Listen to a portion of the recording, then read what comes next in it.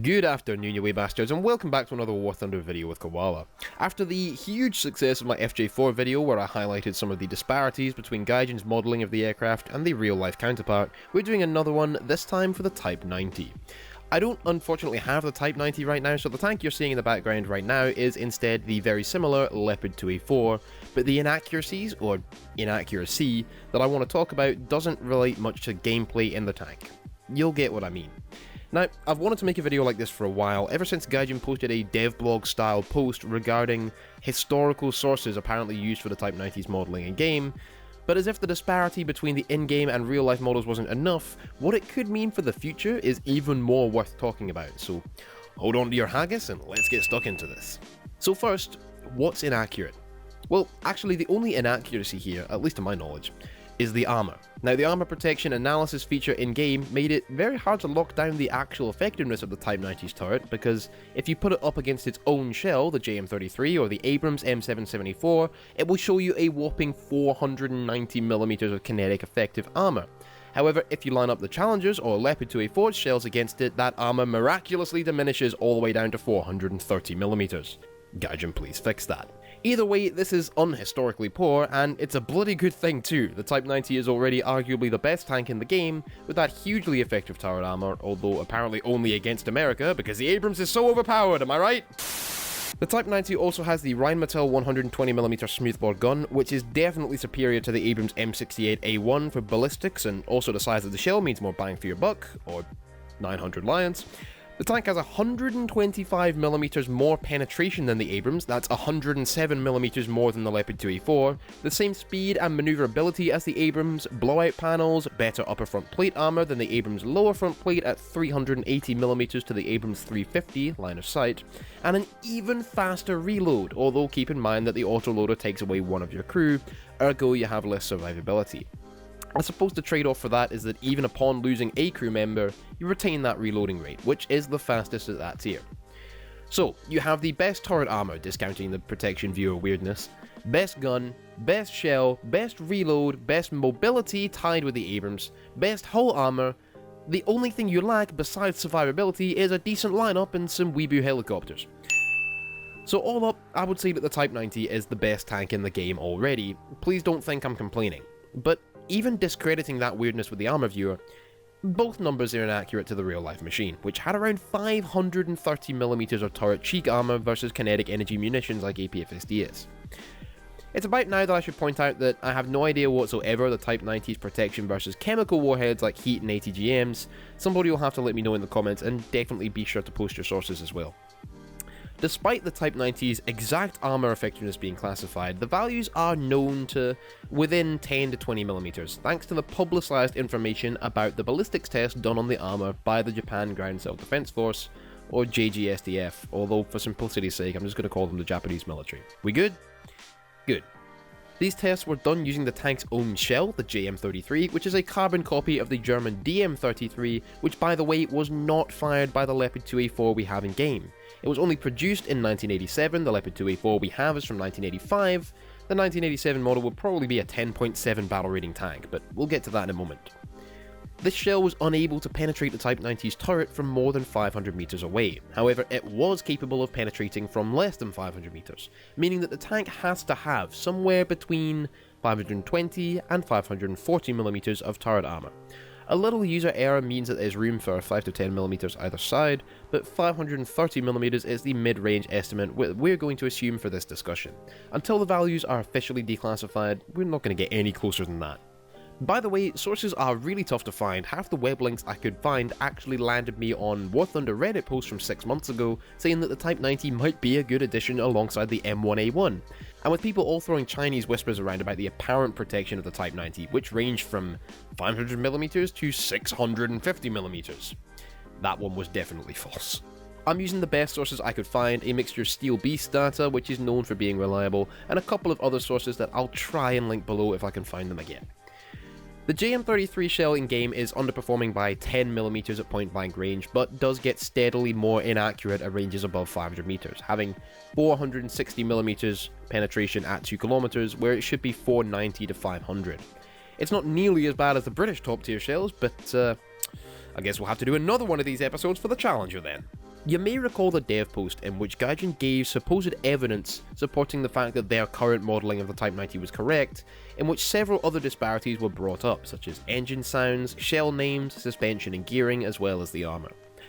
These other inquiries were dealt with quite well by Gaijin, but when questioned about the armour, Gaijin's response was effectively to say that the Japanese military were wrong. Let me explain. What was said by a Japanese community member in a question to Gaijin and DMM was that in ballistics trials, the Type 90's turret proved impenetrable by the JM33 at ranges exceeding 500 meters. This is true.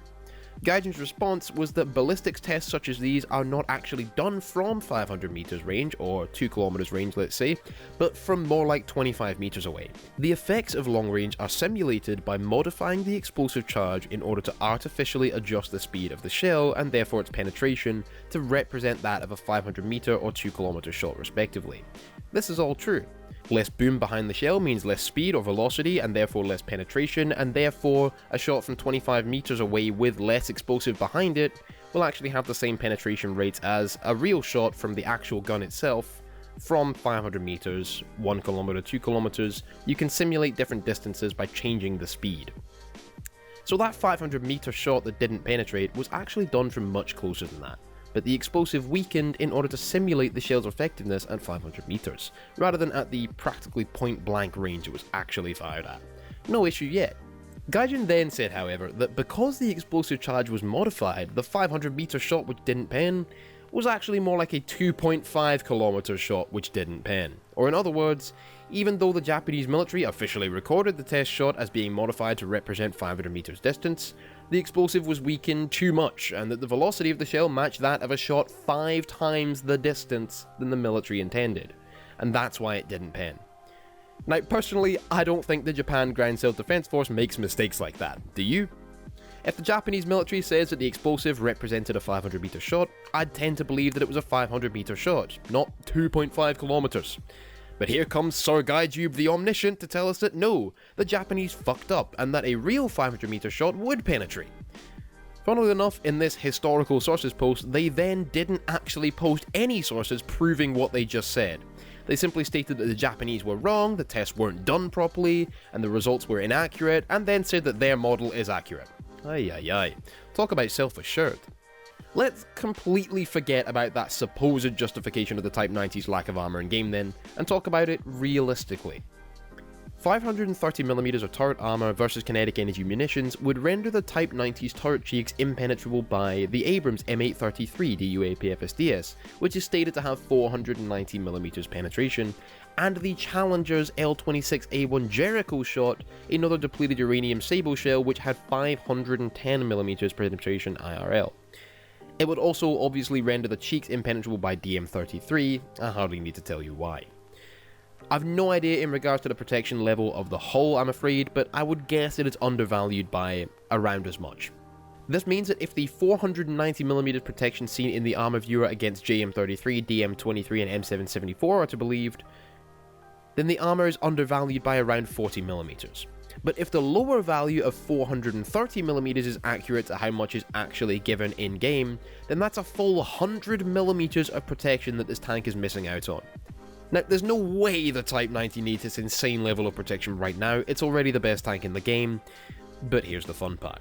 With this armor corrected, the Type 90 becomes a 10.3 viable vehicle, alongside some other additions. Namely, if the M1IP receives its M833 DUAP-FSDS and has its own armor corrected, it could join the Type 90 at 10.3, as could the Russian T80BV, an up-armored T80B that was also equipped with Contact 1 ERA, just like the T64BV we see in-game, and would have the 3BM32 DUAP-FSDS shell with conveniently 540mm penetration point-blank, allowing it to penetrate the Type 90's turret cheeks.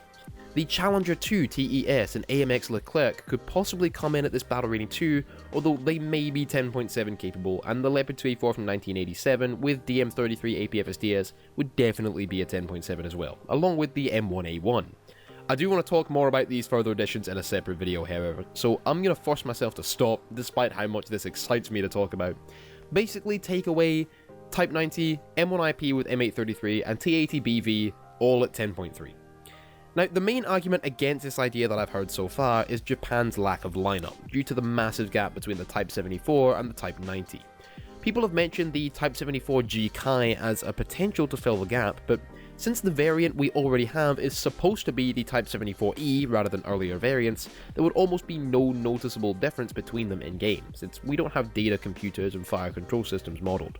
Just 5 km an hour difference in top speed and reverse speed, which would be enough to make the vehicle a 9.0 I suppose, alongside the Leopard 1A1.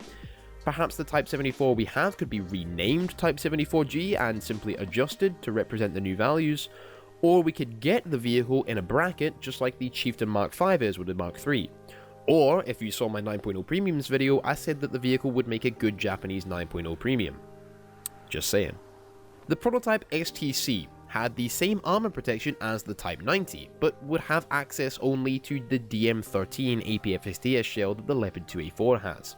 This still makes it 10.0 capable at least. However, one thing I can see as being plausible is that the STC would have the same armor that the Type 90 currently has, while the Type 90 would be corrected to 530mm and raised to 10.3. I think that would render the STC a 9.7 balanced vehicle. This is alongside the Challenger 1, the T64B, the AMX-40. I think that's fair. Let me know in the comments. I think that both of these tanks, the Type 74G Kai Premium and STC with our current Type 90's armor, need to be added, but once again, let me know your own thoughts down in the comment section. Anyway, that's going to be it for this video. I hope you enjoyed, found it informative, and that you might share it around to help it become a reality, if you agree that it should. If not, let me know why down below. As I said, I plan to do another correction video for the Challenger, as well as one for the M1 IP very soon, but if there's any other inaccurate vehicles you think I should highlight in a video, definitely suggest it below. Leave a like if you did enjoy this video, subscribe if you haven't already, come follow me at all the social media links in the description below, and always remember lads, keep your bagpipes to hand, your kilt firmly on, and I shall see you next video.